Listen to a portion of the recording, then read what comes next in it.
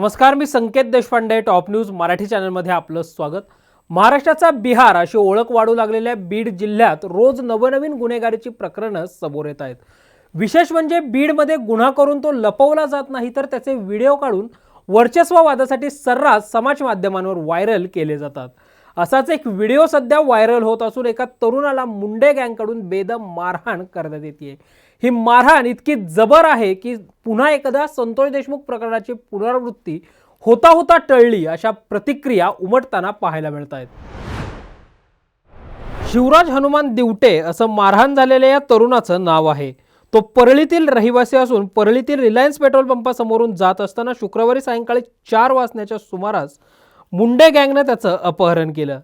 त्यानंतर त्याला टोकवाडी गावातील रत्नेश्वर मंदिराच्या परिसरात नेण्यात आलं। या ठिकाणी समाधान मुंडे आणि त्याच्या टोळीतील इतर गुंडांनी शिवराजला लाठ्या, काठ्या आणि पट्ट्यानं बेदम मारहाण केली। शिवराज जीवांच्या आकांताने ओरडत होता, मात्र 10-12 जणांच्या टोळक्याकडून त्याला मारहाण केली जात होती।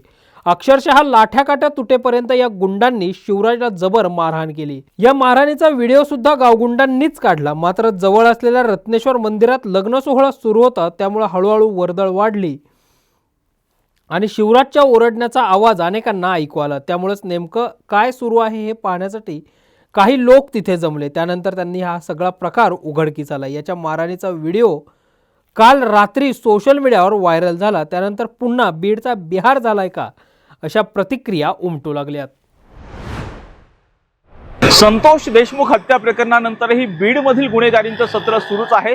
राज्याचे उपमुख्यमंत्री अजित पवार यांनी बीडच्या पालकमंत्रीपदाची जबाबदारी स्वीकारली आणि त्यानंतर कोणत्याही गुन्हेगाराला बीडमध्ये पाठीशी घालणार नाही असा इशारा त्यांनी थेटपणे दिलेला होता आणि त्याच अनुषंगाने बीडचे नवनियुक्त पोलीस अधीक्षक नवनीत कावत यांनी कारवायांचा धडाका सुरू केलेला होता।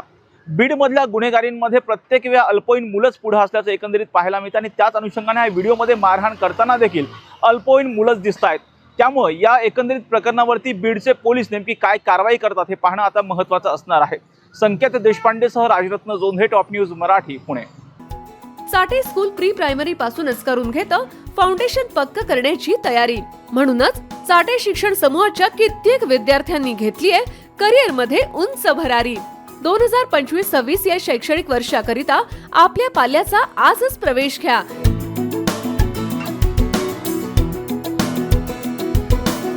प्रवेशासाठी पत्ता Shri park society, Balaji hospital समोर, खराडी बायपास, पुणे 14।